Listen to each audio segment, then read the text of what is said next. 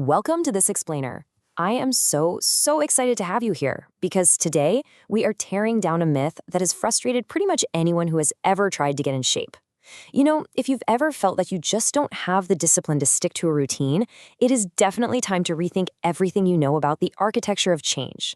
Today, we're going to explore why relying purely on your willpower for fitness is a guaranteed recipe for burnout, and exactly how you can completely reframe your approach to build a lasting, healthy lifestyle. Okay, let's dive into this. On one hand, we have person A.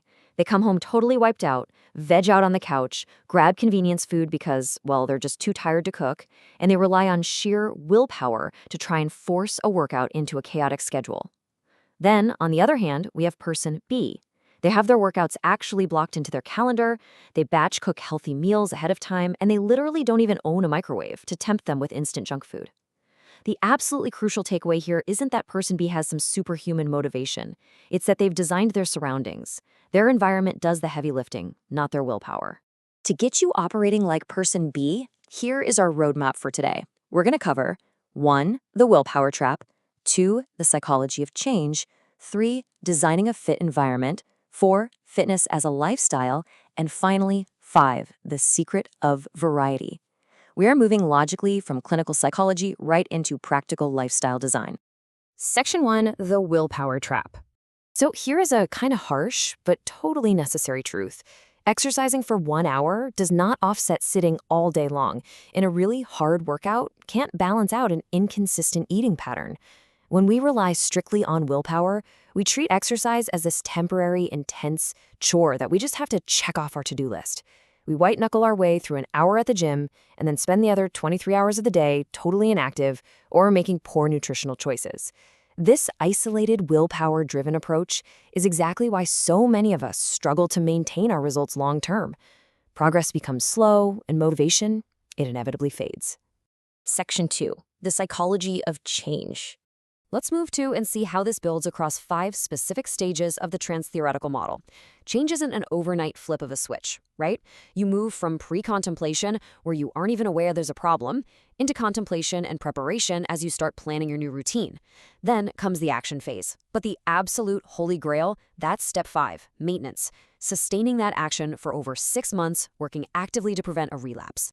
Now, to move through those stages, our brain does a lot of calculating, which is known as decisional balance. This is your internal weighing of pros and cons. In the early stages, the cons, like the intense soreness, the extra time it takes, or simply having to leave your warm, cozy bed, those heavily outweigh the pros in your mind. Our goal is to constantly and decisively tip those scales. We have to increase our awareness of the benefits so that the pros of fitness absolutely crush the cons. So the crucial point is, once you tip those scales, you need self-efficacy. That's your situation-specific confidence that you can cope with high-risk situations without relapsing into old habits when stress hits. It's basically the mental armor that keeps you from answering the siren song of a pizza delivery app just because you had a brutal day at the office. Building this confidence is what ultimately cements you into that long-term maintenance phase we just talked about. Section 3, designing a fit environment. You don't need more motivation. You need to make the healthy choice, the easy default choice. Imagine this for a second.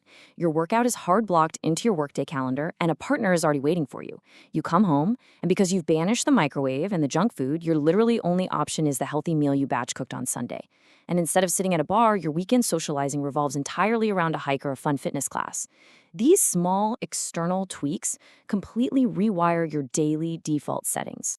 The Zen Habits article features this super relatable quote from Leo Babauta. He says, "The kicker, as you probably guessed, is that I am both person A and person B. It was all a matter of creating the right environment." I love this because it is incredibly empowering. Think back to those two people from the very beginning of our explainer. Failing at fitness isn't a personal flaw. You aren't lazy. It is simply a design flaw in your daily routine. Fix the environment and the fitness follows. Section 4, fitness as a lifestyle. And this brilliantly illustrates the exact paradigm shift we need to make, drawing from the holistic approach taught by Ogunquit Fitness. The exercise-only approach focuses on a single session, has limited impact outside the gym, and heavily depends on fleeting motivation. But the lifestyle approach, that creates an infinity loop of movement, nutrition, and recovery. It influences your entire day and is built on consistency. Treating exercise as a mere checkbox fails because, let's be real, you can't rely on motivation every single day.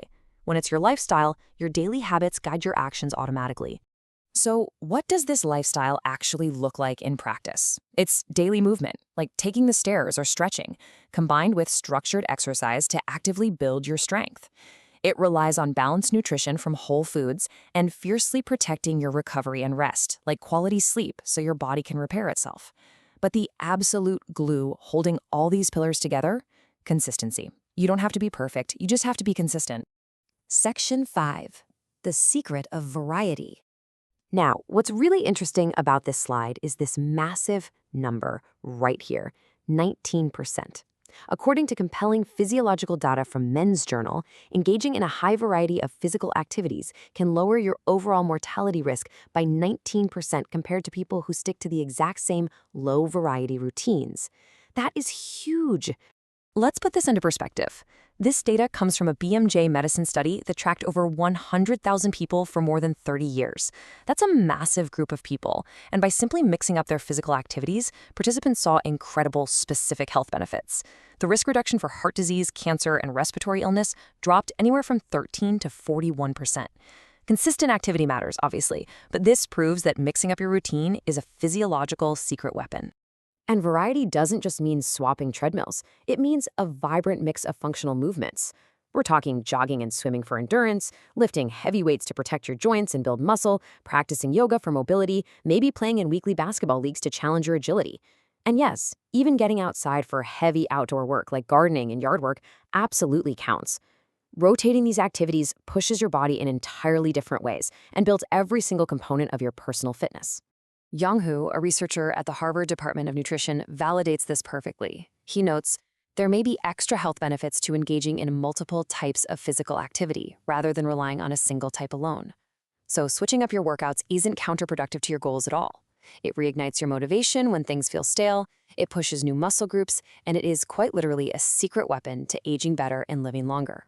We've covered the psychology of change, the absolute necessity of redesigning your environment, and the power of a varied lifestyle. So I want to leave you with this final provocative thought. Are you designing your environment for fitness, or are you fighting it? Take a real, honest look at your daily defaults today. Stop relying on willpower, start architecting your surroundings, and embrace a lifestyle of varied, consistent movement. Thanks so much for joining me for this explainer. Now go out there and design your environment for success.